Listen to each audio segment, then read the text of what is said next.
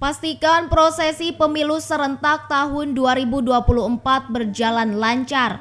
Jajaran Forkopimda Kota Sukabumi melakukan peninjauan ke TPS-TPS di Kota Sukabumi.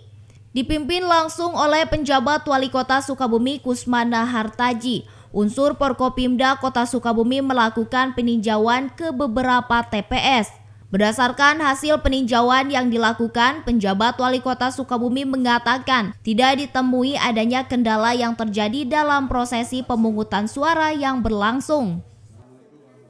Alhamdulillah sudah mulai kita kunjungan dengan Bu Kejari, dengan Forkopimda, Polres dan Dandim, tapi sesuai dengan SOP beliau tidak boleh masuk ke TPS.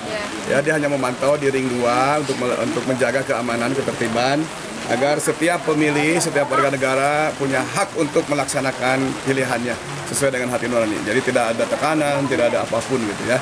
Ada gangguan Kamtipmas nggak Pak hingga hari ini Pak? Alhamdulillah ya Bu Kejari, dari TPS ini terus laporan dari beberapa TPS juga, Pak Camat, Pak Lurah, jadi alhamdulillah kondusif. Mudah-mudahan sampai nanti, sampai besok, sampai juga hasil perhitungan kita kondusif ya aman.